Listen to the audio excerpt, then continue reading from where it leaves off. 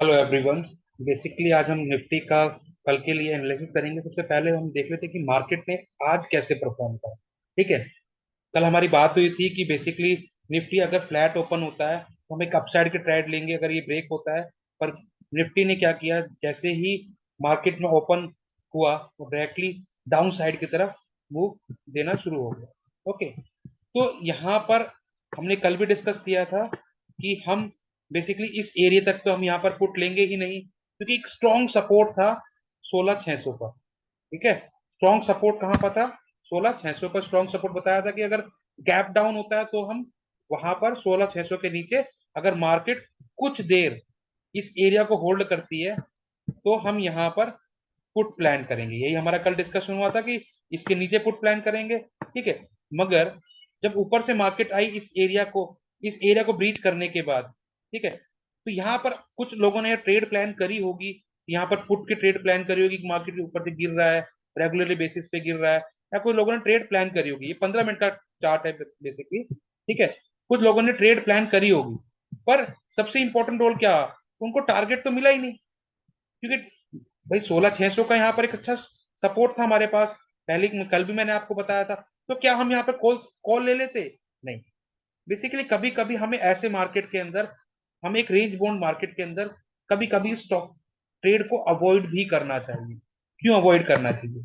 उसके पीछे रीजन है। वो अवॉइड क्यों करना चाहिए? क्योंकि यहाँ से यहाँ तक तो हम एक पुट का मूव हम ले ही नहीं सकते थे। क्यों? कि हमने डिसाइड किया था ट्रेड प्लान करने के लिए कि 16,600 के नीचे हम पुट लेंगे, इसके ऊपर हम लेंगे, क्योंकि हमें अपने प्लान्स पे चलना है, जो बहुत जरूरी है। क्योंकि एक नोवाइस ट्रेडर तो कहीं पर भी एंट्री कर लेता है, रैंडमली उसे कभी कभी प्रॉफिट होता है, कभी नुकसान होता है। पर हमेशा हमें अपने प्रॉफिट को बनाकर रखना है। तो कभी कभी ट्रेड्स अवॉइड भी होती है। हमने यहाँ पर ट्रेड लेते हैं, हमें 10-15 पॉइंट मिल जाते हैं। पर मैं कहता हूँ कि इस सपोर्ट को ब्रेक होता, अगर ये सपोर्ट यहाँ पर थोड़ी देर मार्केट यहाँ सस्टेन करती, और यहाँ पर जैसे कि ये सस्टेन किया और ये हमें डाउन साइड की तरफ ब्रेक डाउन दे देती, तो यहाँ पर हम डेफिनेटली पुट लेते। ठीक है। पर उसने ये नहीं किया। मार्केट यहाँ से ऊपर चली गई। ठीक है। कोई इश्यूज नहीं है, मार्केट यहाँ पर सेम अपनी एरिया तक चली गई। तो हमें इंपॉर्टेंट रोल ये देखना है कि हमें ट्रेड कहाँ पर प्लान करने, ट्रेड हमें प्लान कर रहे हैं जहां पर हमें मैक्सिमम पॉइंट मिल सके। ठीक है। तो इस तरीके से हम अपने ट्रेड्स को प्लान कर रहे थे, जो हमें आज एग्जीक्यूट नहीं हुआ, कोई इशू नहीं है। ठीक है। तो हम इसको थोड़ा 5 मिनट पर भी देख लेते हैं कि थोड़ा सा आइडिया आपको हो जाए, कि जिससे जिससे आपको एक अच्छा फिगर देखने को मिले। मैं इसको थोड़ा इरेज कर देता हूँ, चार्ट को थोड़ा क्लीन कर देता हूँ, जिससे आपको समझ में आ जाए कि अगर मैं पूरी पिक्चर भी समझाऊं आपको तो वो भी जानना जरूरी है। मार्केट आज सुबह ओपन हुआ। ओपन होने के साथ जब वो डाउन साइड की तरफ हुआ, यहाँ पर एक छोटी सी डिमांड थी, गार्बेज एरिया था। वहां पर रैली ड्रॉप बेस रैली एक डिमांड जोन था बेसिकली। उसने कुछ देर तक होल्ड किया। ठीक है। पर हम डायरेक्टली पुट में एंट्री नहीं होती कि यहाँ पर एक डिमांड जोन था, पीछे भी एक डिमांड जोन था, वहां पर भी हम एंट्री नहीं बना सकते थे, क्योंकि डिमांड जोन जब तक ब्रीच नहीं होगा, अगर डिमांड जोन ब्रीच भी हो गया तो भी हमारा जो टारगेट था वो इतना बड़ा नहीं रह गया था। वो स्मॉल टारगेट था, तो हम स्मॉल टारगेट के लिए हाँ 20, 30, 10, 15 पॉइंट के हम ले सकते थे, कोई इशू नहीं था। वहां पर हम एंट्री बना सकते थे। और हम ये चीज चाह रहे थे कि यहाँ पर इस एरिया के अंदर मार्केट थोड़ी देर सस्टेन करे।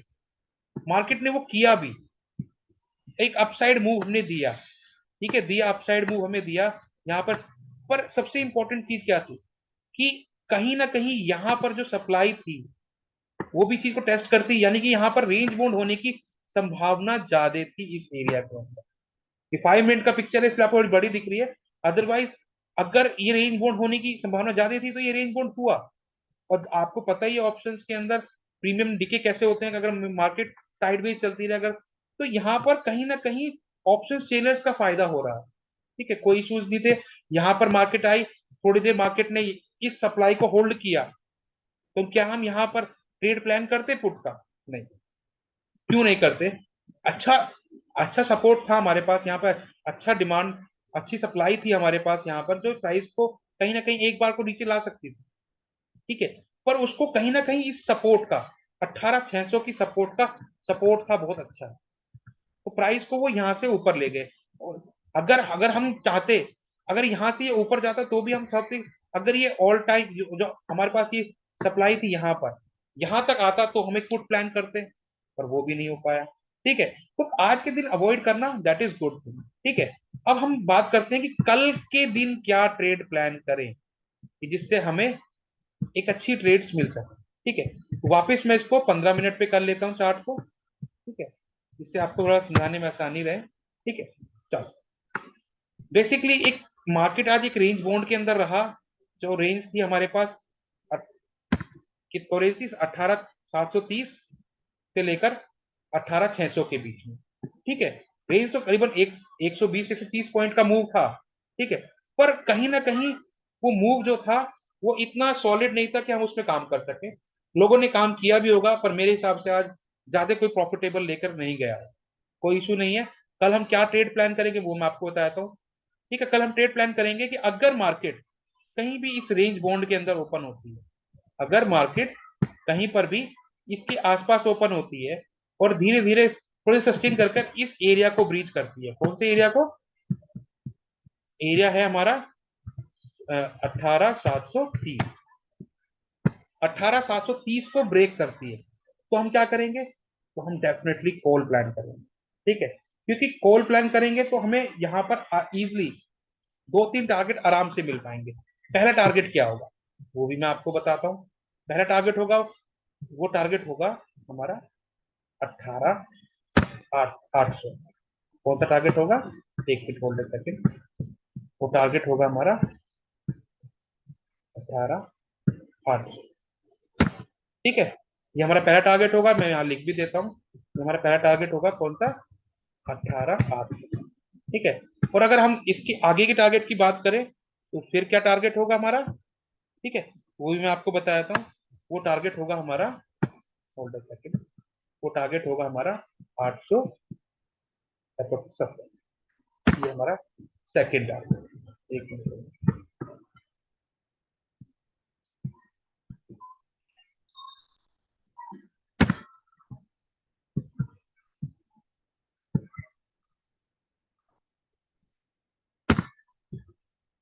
हमारा टारगेट होगा ये 18,870। ठीक है, 870।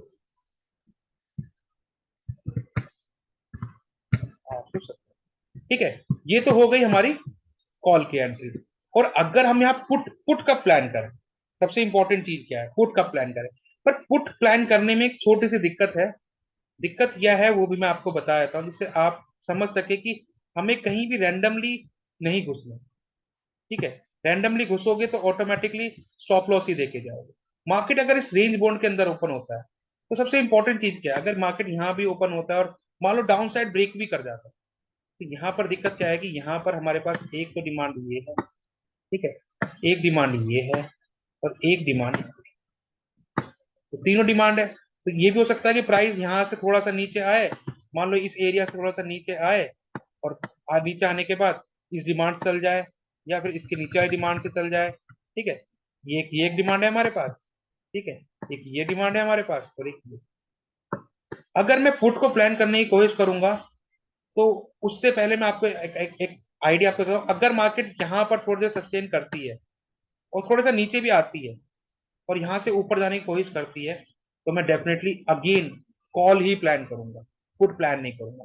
पुट अगर मुझे प्लान करने हैं तो मैंने कल भी जो बताया था, तो ये स्ट्रॉन्ग सपोर्ट है 18,600 का, इसको ब्रेक करेगा तभी मैं पुट प्लान करूंगा, अदरवाइज मैं पुट प्लान नहीं करूंगा। ठीक है, इस एरिया को ब्रीच करेगा 16,600 को, तो हम क्या करेंगे, हम बेसिकली पुट प्लान करें। एक मिनट मैं इसे इरेज कर देता हूँ, इसको आपको थोड़ा सा आइडिया हो। ठीक है, 18,600 को अगर ब्रेक करता है तो हम यहाँ पर पुट प्लान करेंगे। ठीक है, 18,600 को ब्रेक करेगा तो हम एक पुट प्लान करेंगे। टारगेट क्या होंगे ये भी बहुत इंपॉर्टेंट है, तो मैं टारगेट जल्दी जल्दी बता देता हूँ, थोड़ा सा वीडियो भी लंबी हो रही है। ठीक है, टारगेट हो गए करीबन 18,500 के, और सेकंड टारगेट होगा हमारा 18,400। ठीक है, तो बेसिकली कल हमें इस तरीके से प्लान करना है। अगर गैप डाउन और गैप अप होता है उस सिनेरियो में हम किस तरीके से देखेंगे वो भी देखना जरूरी है। अगर इस एरिया में गैप अप होता है, ठीक है, 18,800। अगर गैप अप होता है 18,800, तो हम 18,800 पे गैप अप होता है, तो कुछ देर यहाँ पे अगर सस्टेन करता है मार्केट, कुछ देर यहाँ पर रुकता है और थोड़ी सी रेंज बनाता है, थोड़ी सी क्या बनाता है, रेंज बनाता है, तो हम क्या करेंगे, थोड़ी सी रेंज बनाता है इस तरीके से। और तो अगर अप साइड पे हमें ब्रेकआउट मिलता है 18,870 के आसपास, हमें टारगेट मिल जाएगा। सेम हमारा 18,800 के बाद अगर ब्रेकआउट देता है 18,800 को, तो 18,870 हमारा ये टारगेट हो जाएगा। ठीक है, उसके बाद तो 19,000 के बाद हमारा 18, 19,000 950 होगा, 18,870 हमारा टारगेट होगा। और सेकंड टारगेट होगा 18,000, सॉरी, 18,940। ठीक है, ये तो होगा गैप आपका सिनेरियो। गैप डाउन का सेम सिनेरियो है, अगर मार्केट 18,600 के नीचे खुलती है, ठीक है, तो हम डेफिनेटली थोड़ी देर वेट कर पुट पक्का लेंगे। ये टारगेट हमें यहाँ पे जरूर, अगर गैप डाउन होती है तो थोड़ी देर उसे रुकने देना, उसे ऊपर नीचे होने देना। अगर डायरेक्टली वो उस चीज को ब्रेक करती है, तो हम पहली कैंडल की क्लोज के बाद उसमें एंट्री कर सकते हैं और कोट ले सकते हैं। ठीक है, तो ये थी बेसिकली कल के लिए, ट्यूसडे के लिए फिक्शंस। अगर आपको वीडियोस अच्छी लग रही हैं, लेवल्स अच्छे लग रहे हैं, तो आप वीडियो को लाइक करिए, शेयर करिए और सब्सक्राइब करिए। और बेसिकली हमारा टेलीग्राम चैनल है डिस्क्रिप्शन में, आप उस पर जाके भी ऐड हो सकते हैं। उस पर हम लाइव अपडेट्स और कुछ स्टॉक्स की अपडेट्स भी हम प्रोवाइड करते हैं। स्टॉक्स के वीडियोस भी अब रेगुलर बेसिस पे अपडेटेड हो रहे हैं। आज भी हमने एक एबी कैपिटल का वीडियोस अपलोड किया, आप उसे जाकर देखिए। ठीक है, थैंक यू सो मच।